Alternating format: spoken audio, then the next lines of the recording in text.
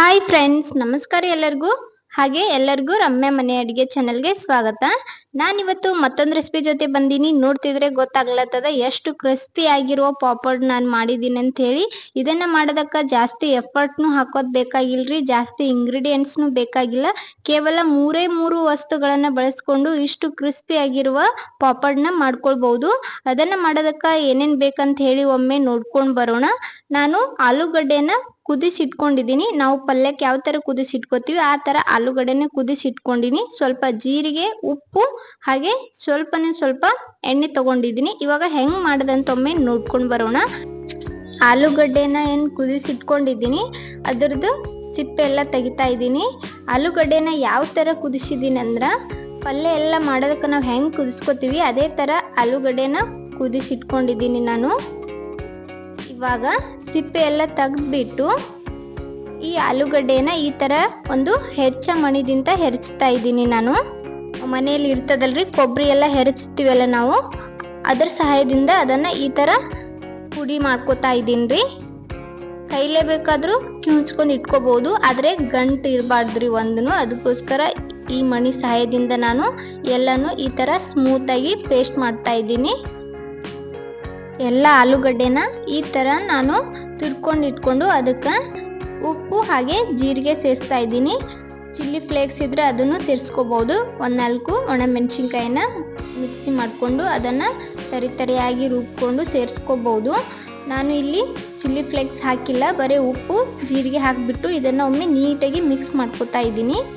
Mix ಮಾಡಿಕೊಂಡು ಸ್ವಲ್ಪ ಕೈಗೆ ಎಣ್ಣೆ ಹಚ್ಕೊಂಡು ಎಲ್ಲನೂ ಈ ಥರ ಉಳ್ಳೆಗಳಾಗಿ ಮಾಡಿಕೊಂಡು ಇಡ್ತಾ ಇದ್ದೀನಿ. ನಂತರ ನಾನು ಫ್ಯಾನ್ ಕೆಳಗಡೆ ಸ್ವಲ್ಪ ಒಂದು ಪೇಪರ್ ಹಾಕಿಬಿಟ್ಟು ಪ್ಲಾಸ್ಟಿಕ್ ಕವರ್ ಹಾಕ್ಕೊಂಡಿದ್ದೀನಿ.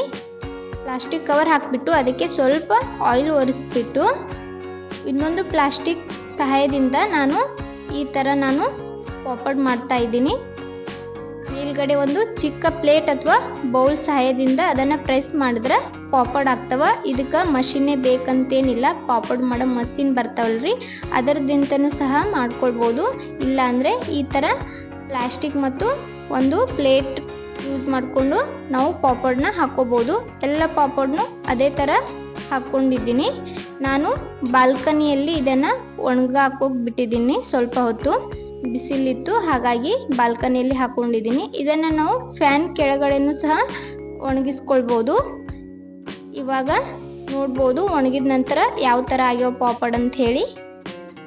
ನೋಡಿದ್ರಲ್ಲ ನಾವು ಎಷ್ಟು ಸಿಂಪಲ್ ಇಂಗ್ರೀಡಿಯೆಂಟ್ಸ್ಗಳನ್ನು ಬಳಸ್ಕೊಂಡು ಪಾಪಡ್ನ ಮಾಡ್ಕೊಂಡಿದ್ವಿ. ಯಾವ ಥರ ಒಣಗಿ ಬಂದಾವಂತ ಹೇಳಿ. ಪ್ಲಾಸ್ಟಿಕ್ ಕವರ್ ಹಾಕೋದ್ರಿಂದ ಹತ್ತೋದಿಲ್ರಿ. ಒಂದು ವೇಳೆ ನೀವು ಪ್ಲಾಸ್ಟಿಕ್ ಕವರ್ ಇಲ್ಲ ಅಂದರೆ ಒಂದು ಸ್ವಚ್ಛ ಬಟ್ಟೆ ಮೇಲೂ ಹಾಕೋಬೋದು. ಆ ಬಟ್ಟೆ ಮೇಲೆ ಅವು ಏಳಿಲ್ಲ ಅಂದ್ರೆ ಕೆಳಗಡೆ ಸ್ವಲ್ಪ ನೀರು ಚುಮ್ಕಿಸ್ಬೇಕಾಗ್ತದೆ. ಅದನ್ನು ಉಲ್ಟಾ ಮಾಡಿ ನೀರು ಚುಮ್ಕಿಸಿದ್ರೆ ಅದು ನೀಟಾಗಿ ಏಳ್ತಾವ್ರಿ. ಮತ್ತೆ ಅದನ್ನು ಒಣಗಿಸ್ಕೊಳ್ಬೋದು ನಾವು ಬಿಸಿಲಲ್ಲಿ ಹಾಕಿ. ಇವಾಗ ನಾನು ಇದನ್ನು ಫ್ರೈ ಮಾಡಿ ನೋಡ್ತೀನಿ ರೀ. ಎಣ್ಣೆನೂ ಕಾಯ್ದಿರೋ ಎಣ್ಣೆಗೆ ಒಂದೊಂದು ಪಾಪಡ್ ಹಾಕಿಬಿಟ್ಟು ಇದನ್ನು ಫ್ರೈ ಮಾಡ್ತಾ ಇದ್ದೀನಿ. ಈ ಪಾಪಡ್ನ ನಾವು ಈ ಥರ ಎಣ್ಣೆ ಒಳಗೂ ಫ್ರೈ ಮಾಡ್ಕೋಬೋದು. ಎಣ್ಣೆ ಇಷ್ಟಪಡದೇ ಇರೋರು ಅದನ್ನು ಗ್ಯಾಸ್ ಮೇಲೆ ಇಟ್ಟು ಹಿಂದೆ ಮುಂದೆ ಅದನ್ನು ಸುಟ್ಕೊಂಡು ಸಹ ತಿನ್ಬೋದು. ತುಂಬ ಟೇಸ್ಟಿಯಾಗಿರ್ತದೆ. ನೋಡ್ಬೋದು ಎಲ್ಲ ಪಾಪಡ್ನ ಕರೆದ ನಂತರ ಈ ಥರ ಕಾಣಿಸ್ಲತ್ತವ.